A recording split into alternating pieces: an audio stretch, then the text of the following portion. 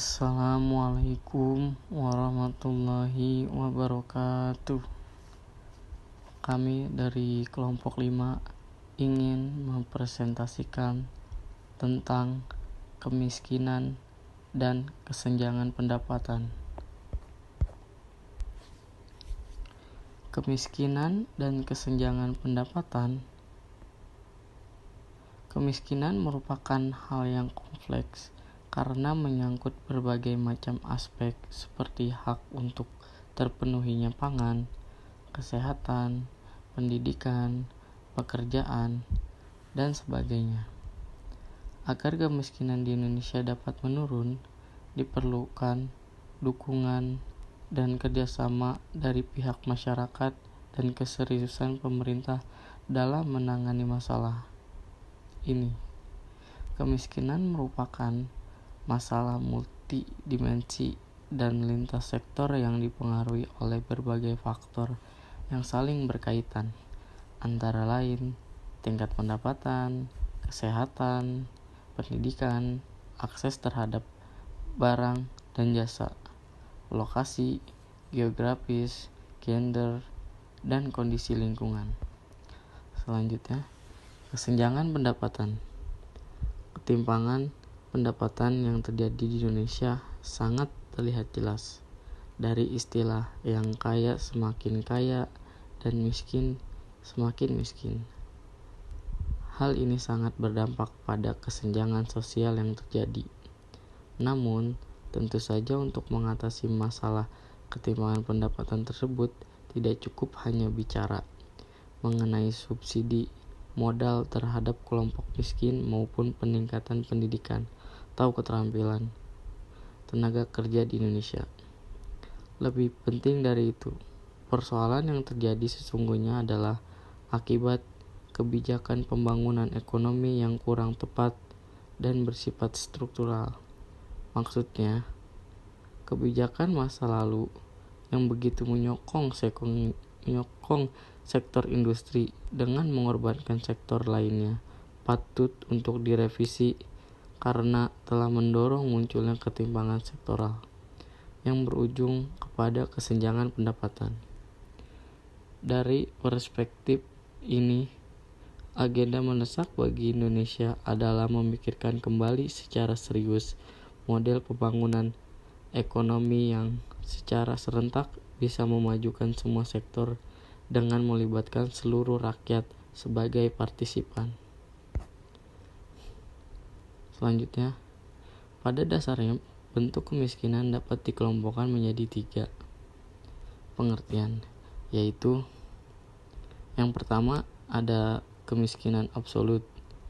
Kemiskinan absolut adalah sejumlah penduduk yang tidak mampu mendapatkan sumber daya yang cukup untuk memenuhi kebutuhan dasar. Yang kedua, kemiskinan relatif. Seseorang yang tergolong miskin relatif sebenarnya telah hidup di atas garis kemiskinan, namun masih di bawah kemampuan masyarakat di sekitarnya. Kemiskinan kultural. Kemiskinan kultural berkaitan erat dengan sikap seseorang atau sekelompok masyarakat yang tidak mau berusaha memperbaiki tingkat kehidupannya, sekalipun ada usaha dari pihak yang lain membantunya. Faktor-faktor penyebab kemiskinan. Yang pertama itu kemiskinan alamiah. Kemiskinan alamiah terjadi akibat sumber daya alam yang terbatas, penggunaan teknologi yang rendah, dan bencana alam. Yang kedua itu ada kemiskinan buatan. Kemiskinan ini terjadi karena lembaga-lembaga yang ada di masyarakat membuat sebagian anggota masyarakat tidak mampu menguasai sarana ekonomi dan berbagai fasilitas lain yang tersedia hingga mereka tetap miskin. Selanjutnya, hubungan antara pertumbuhan ekonomi dan kemiskinan. Dasar teori ini dari korelasi antara pertumbuhan pendapatan per kapita dan tingkat kemiskinan yang berbeda dengan kasus pertumbuhan ekonomi dengan ketimpangan dalam distribusi pendapatan. Mengikuti hipotesis Kuznets, pada tahap awal dari proses pembangunan, tingkat kemiskinan cenderung meningkat, dan pada saat mendekati tahap akhir dari pembangunan jumlah orang miskin berangsur-angsur berkurang. Banyak juga faktor lain selain pertumbuhan pendapatan yang berpengaruh terhadap tingkat kemiskinan di suatu wilayah atau negara, seperti derajat pendidikan tenaga kerja dan struktur ekonomi. Yang terakhir itu ada kesimpulan. Jadi kesimpulan kita pada presentasi ini adalah tingkat kemiskinan dan kesenjangan pendapatan itu menjadi hal yang tidak bisa dipisahkan, bahkan sangat erat kaitannya, dan ini merupakan masalah ekonomi Indonesia yang masih belum diselesaikan. Tahun ini tingkat kemiskinan di Indonesia itu sangatlah meningkat, di mana sedikitnya lapangan pekerjaan untuk masyarakat Indonesia dan kemampuan atau keterampilan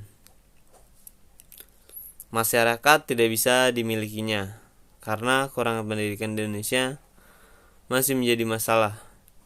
Maka dari itu, pemerintah harus memberikan lapangan pekerjaan bagi para pengangguran dan membuat bangunan sekolah untuk masyarakat yang kurang mampu. Sekian dari presentasi kita pada hari ini. Mohon maaf bila ada salah-salah kata dan perbuatan yang tidak menyenangkan. Mohon dimaafkan. Terima kasih.